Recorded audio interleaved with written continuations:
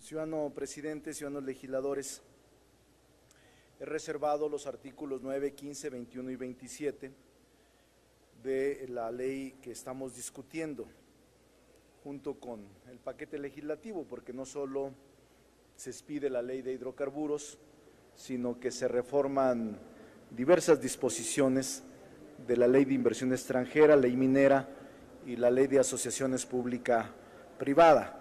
Le pediré al presidente que plasme íntegro estos documentos en donde he referido el tema de cada uno de ellos.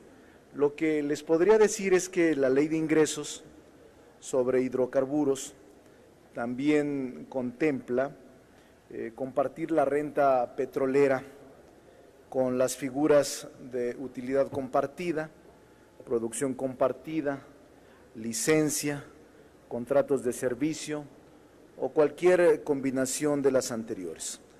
Esta ley está conexa con la que discutimos, no se puede tratar de manera diferente, aunque es una facultad exclusiva de la Cámara y en su momento vamos a llegar a la discusión de ella, me parece pertinente destacarlas. Estas 4 reservas que he hecho tratan de diferentes temas. Uno de ellos, el que contiene el 9º, es un tema que tiene que ver con la corrupción que está azotando al país y que obviamente nosotros sostenemos que este proyecto contiene un gran atraco al país, que no nos vamos a cansar de decir que se trata de un acto de traición a la patria por quienes están aprobando este tipo de modificaciones jurídicas. El artículo 15 establece que precisamente los mecanismos para definir las concesiones están viciados de origen. Este artículo 15 señala que la Comisión Nacional de Hidrocarburos deberá resolver lo conducente dentro de 10 días posteriores a que concluya el plazo otorgado a la Secretaría de Energía para pronunciarse en caso de no emitirse una respuesta a la solicitud por parte de la Comisión Nacional de Hidrocarburos. Es un plazo de 10 días, se entenderá en sentido negativo. Nosotros planteamos que se modifique para establecer el sentido positivo. Y el artículo 27 señala que precisamente a raíz de lo que se establece para la explotación del gas grisu o gas asociado o yacimientos de carbón, se encuentra principalmente en la zona norte del país.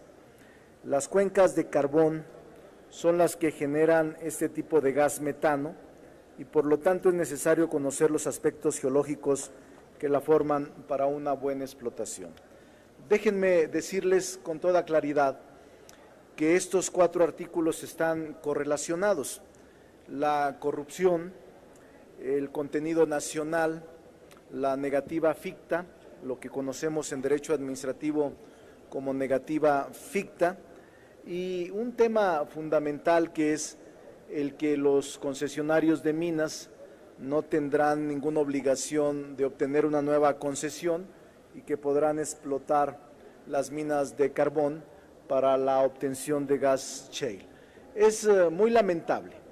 Esta ley que pretenden aprobar contiene regresiones muy graves. Yo les diría que de aprobarse vamos a estar condenando a la nación a un tema muy grave de dependencia del Estado norteamericano o del Estado donde se originan las transnacionales. Uno de los temas que como jurista, que como abogado, que como legislador más me preocupan es la renuncia a la cláusula Calvo. Algunos juristas o internacionalistas me entenderán.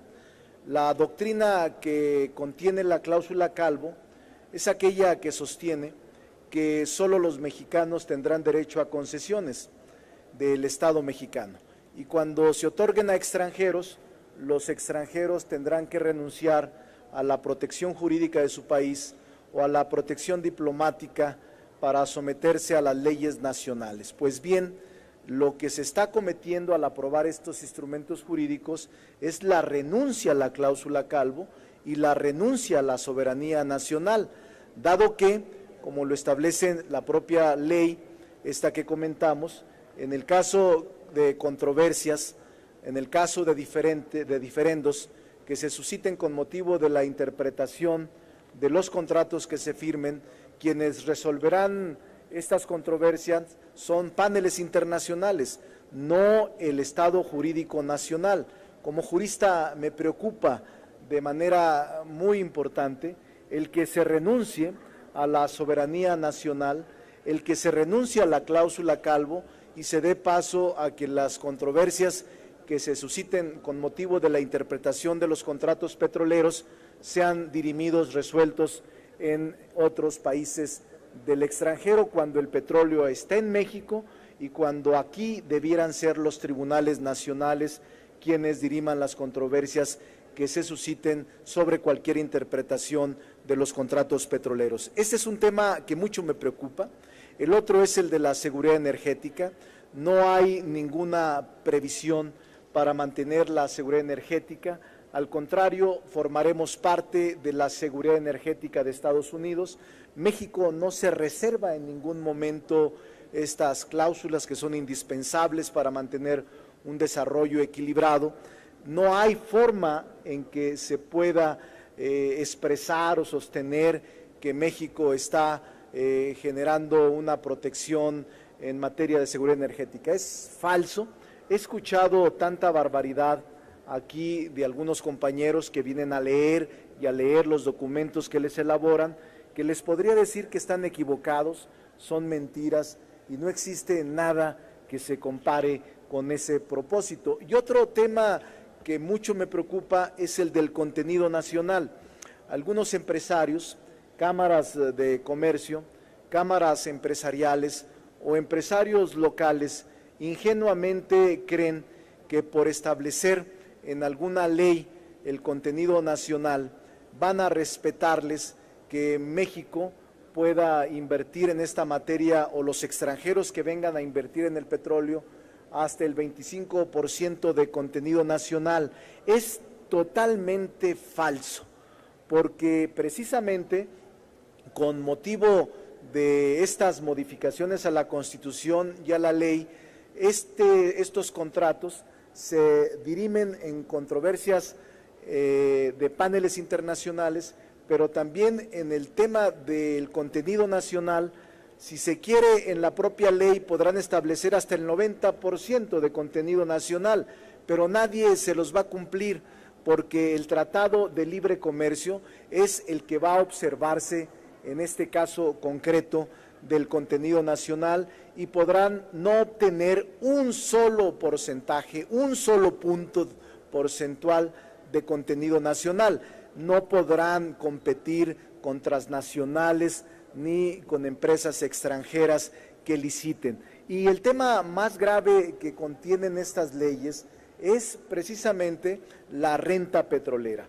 Hay quienes han afirmado que no se pone en riesgo la renta petrolera.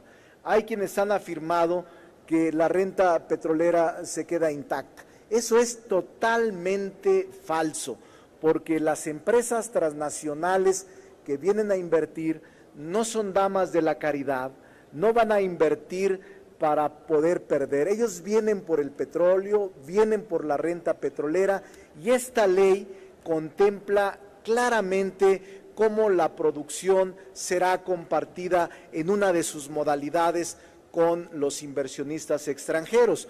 Los 900,000 millones de pesos que el año pasado Pemex aportó al fisco hoy están en grave riesgo. Yo sostengo que habrá un boquete financiero en las finanzas del Estado mexicano y por tanto este boquete financiero podrá ser sustituido por dos vías.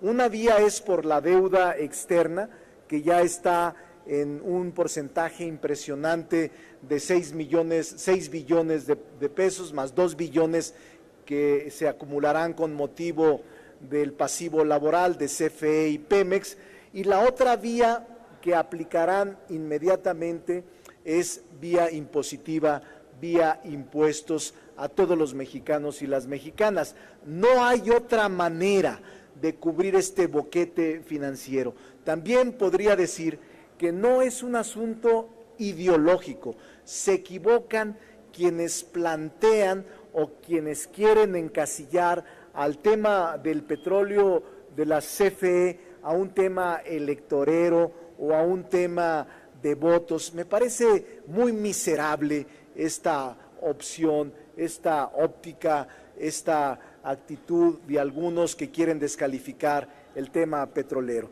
Por esa razón, yo les digo como conclusión frente a todos los que gritan que no son capaces de escuchar en silencio y en respeto porque están acostumbrados a lidiar con personajes del Pithecanthropus pekinensis de la era cuaternaria de la política, pero no se espera más de ustedes. Vienen, están apurados, chiflan, gritan, no les interesan los argumentos, les interesan ya consumar el despojo y el robo que están cometiendo. Ustedes me recuerdan, y me da pie a comentarlo, con esto concluyo, presidente, me recuerdan a la legislatura de febrero del 1913. Algunos que conocen la historia lo recordarán porque creo que muchos no conocen la historia, algunos sí, pero en 1913 el presidente Madero y el vicepresidente Pino Suárez, detenidos en Palacio Nacional y trasladados a la Ciudadela por este usurpador Victoriano Huerta, este ladrón, además traidor a la patria, lo trasladó y los obligó a Pino Suárez y a Madero a firmar su renuncia. Madero, concluyo, presidente, y Pino Suárez firmaron la renuncia y le enviaron al Congreso, particularmente a la Cámara de Diputados, porque la ley de entonces establecía como facultad exclusiva que la Cámara de Diputados conociera, en el caso de renuncia de un presidente de la República, sobre la renuncia y decidir también sobre el sustituto. Obligaron a Madero y la legislatura de ese entonces, por eso digo que me la recuerda a estos chifladores y gritones que no tienen conciencia histórica, la legislatura votó en favor de la renuncia de Madero y Pino Suárez. A las horas lo asesinaron. Solo 7 diputados, solo 7 se resistieron. Entró el secretario de Relaciones Exteriores, de presidente interino, solo 45 minutos. Y luego de nuevo sesionó la Cámara para poder aprobar que se nombrara al presidente interino, nombrara a Victoriano Huerta como secretario del despacho y secretario de Gobernación, y en 45 minutos, sin discusión, aprobó esa Cámara mediocre y una Cámara indigna la aprobación de nombrar al presidente interino, chacal, Victoriano Huerta, sin ninguna discusión, sin ninguna reflexión. Solo 7 mexicanos excepcionales votaron en contra. Eso me recuerda esta Cámara, gris, mediocre, una Cámara que no conoce la historia y que van a estar en el basurero de ella, se los aseguro.